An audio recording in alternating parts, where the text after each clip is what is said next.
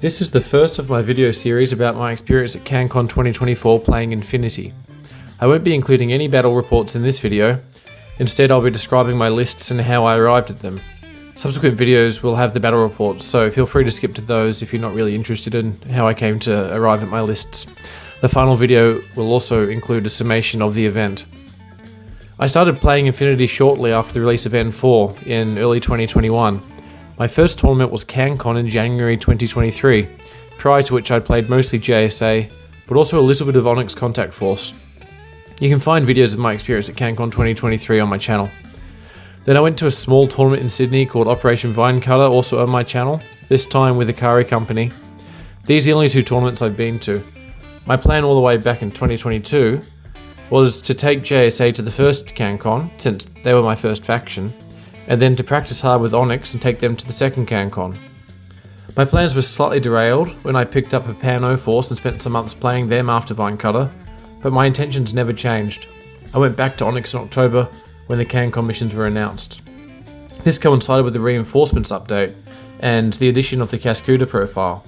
Since the current ITS season has a special rule allowing you to place a drop trooper without requiring a roll at the edge of an exclusion zone which would otherwise prevent the appearance of drop troopers, and all 5 CanCon missions had exclusion zones, I felt that this was the golden opportunity to take the Cascuda. I played a number of games with it, but I couldn't make it work. The first thing is that it's very obvious, so my opponents would stick all their repeaters and linked arrows along the edge of the exclusion zone. This is particularly bad since my main opponent, Matt, was practicing OSS for CanCon, and he had a lot of repeaters and very good hackers, as well as a linked K1 marksman rifle and a linked multi-sniper, often with enhanced reaction. I ended up having to ignore the seasonal rule and go for the dice roll almost every time, and even with an Evo hacker putting up supportware, I usually failed the roll and had to walk it in from my deployment zone. This was disastrous because the Cascuda's maximum effective range is only 16 inches, and Onyx has no smoke. It also made me feel like I was wasting a lot of points. After all, I could pay a lot less points and get an overdron with a hyper-rapid magnetic cannon and albedo. This also leads into the second point about the Cascuda, which is that it is only good within 16 inches. It hits targets in cover at 17 inches range on 8s with 3 dice, and that's assuming the target doesn't have mimetism or anything to further worsen the odds. Since linked AROs are usually rolling 2 dice on something like 11s, or even 17s if you're in the good range and out of cover, the odds can be very hard to get right. Even worse, this range exaggerates the biggest weakness of the Cascuda, which is the same as every other tag, hacking. When hackers, as well as eMirats and Cybermines and so on, when they want to be within 8 inches and you want to be within 16 inches, you have to perform a very fine dance with a model with a very big silhouette. The Cascuda, it just doesn't give you board dominance like a traditional tag. It's more like an extremely expensive combat jumper that doesn't go prone, has a massive silhouette, and is very vulnerable to hacking.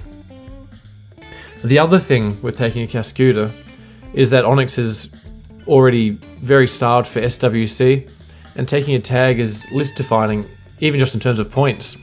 I found the fewer points meant that I had a weaker defense, stretched thinner, and always ended up having to drop the Cascuda in my first active turn when I went second, just to try and bring myself back into the game.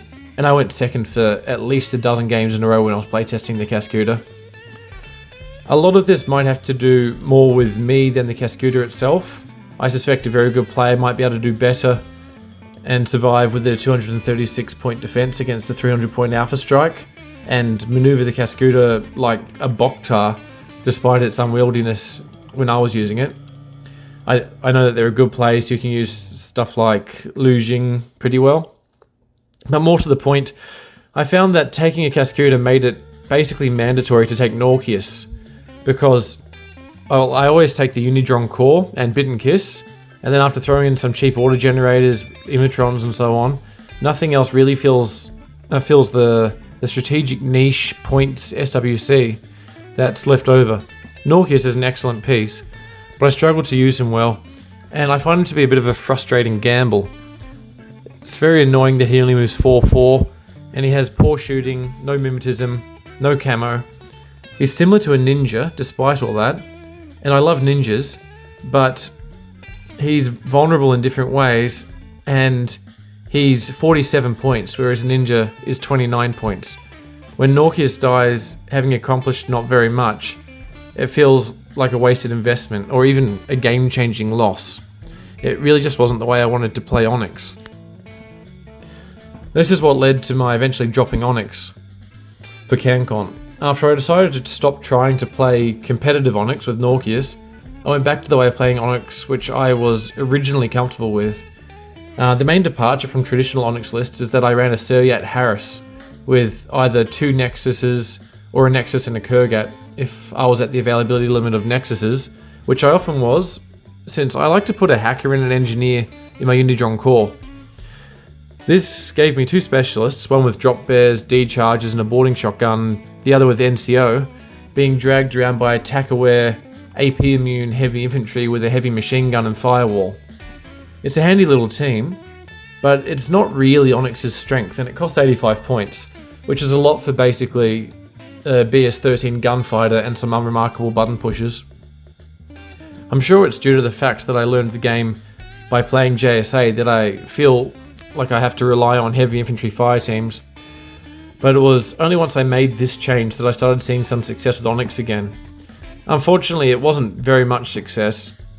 Playing a comfortable and uncompetitive list probably wasn't going to cut it for a satellite tournament, and I felt that Onyx needed the addition of either the extra from reinforcements or the mnemonica troops from vanilla combined to make it a bit more dynamic and fun. The former of which actually happened the week after CanCon. But, for now, I had to dig up my old JSA, which at first I was loath to do, not just because of the reasons I've just described, or because I'd gone to the trouble of painting about 60 combined army models, but also because I didn't think JSA was very good for the current season.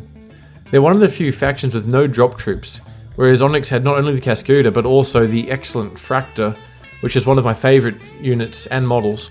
Additionally, the exclusion zones made it very risky to take infiltrating units like Ninjas and Oniwaban, since you can no longer rely on deploying them right on halfway to avoid giving their presence away or courting failure over infiltrating with a dice roll. Also, I like to take Oyama, but there was a pointless update to the seasonal rules partway through the season, which meant that his tack-aware order prevented his combat group from using O12 Prestige. However, once I actually started playing JSA, I realised that they had solutions to a lot of these problems. Ninjas might need to roll a 9 or lower to succeed on an over-infiltration roll, but Shinobu only needed a 16. And while my Ryukin killer hacker might not be able to use the full 8 inches of forward deployment she's paying for, I could cross that gap faster and more cheaply with an Aragoto killer hacker. Not to mention the strength of short-ranged heavy infantry links in 2 objective room missions at CanCon. That was the starting point for my CanCon list: Shinobu, the Aragoto killer hacker, and heavy infantry. My list should be pretty familiar to everyone who remembers my 2023 CanCon videos or played with me at that event. My first combat group had a Samurai Corps, Shinobu, and Yojimbo, with 2 Kaisotsu including my lieutenant and a baggage spot. Another adjustment I made was that my Samurai Corps didn't have a Kempe tie, since the Tanko was cheaper and tankier, better in objective rooms.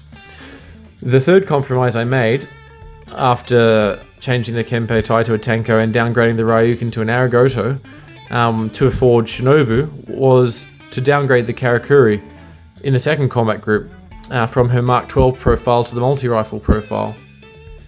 This change pained me deeply, since the Mark 12, along with the Kempe tie's shock marksman rifle, were my only non-disposable guns that could shoot beyond 16 inches. But I just couldn't shed the points anywhere else. As a small consolation, during playtesting, I found that it was better on ARO thanks to the DA ammo. I thought about taking a total reaction bot, since one was my MVP at Vinecutter, and generally I think they're extremely good, but they feel very cheesy and unfun, so I haven't taken any since Vinecutter, and I continued that philosophy with CanCon. Instantly after changing to JSA, I tasted success in my practice games. I won 3 of 5, losing one to a well-conducted Fiddler Alpha Strike, and the second to my own stupidity when I forgot to actually deploy Shinobu. More importantly, I felt like I was back in my own skin again. This is probably symptomatic of a longer-term problem when it comes to playing new factions, but CanCon was around the corner and there was no time to worry about big-picture issues. My second list came naturally when I got around to playtesting countermeasures. I needed more specialists, so I upgraded a baggage bot to a Kaisotsu paramedic, and the Tanko back into the Kempe Tai with Chain of Command. And my second combat group, Domaru, was upgraded to Neko, because he's a veteran. And to afford all this, I downgraded Shinobu to a Ninja, which was really an upgrade for the scenario since that meant I had a second hacker.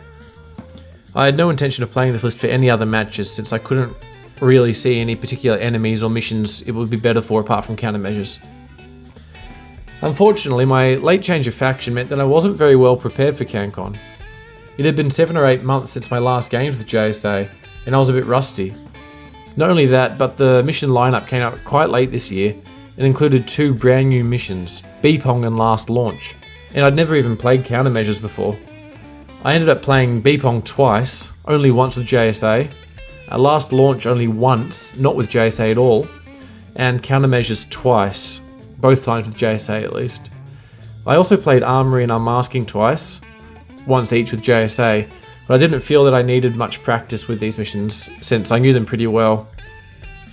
Unfortunately, my lack of experience with the other 3 missions would become pretty evident during CanCon, as you'll see in the subsequent videos. My lack of experience with Shinobu would also hurt. She's a character Oniwaban, and I'm very familiar with Oniwaban, but she plays quite differently because she has Smoke and Climbing Plus. Although I am really taken with her now since her burst to close combat from Martial Arts 5 means she's far less of a gamble than the Oniwaban, which was always my problem with it. Unfortunately, that wouldn't prove to be the case in the actual tournament games. I was running a proxy for Shinobu since I don't actually have a model. To save space in my case, I used a ninja for her. I continued my use of Kuroshi Rider as Yojimbo and my out-of-faction remotes.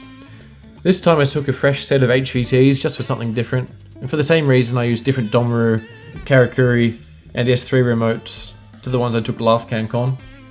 I packed my stuff and I drove down to Canberra the day before with my family and Matt, who had accompanied me to Vinecutter last year. He was taking OSS to CanCon. My next video will cover my first game.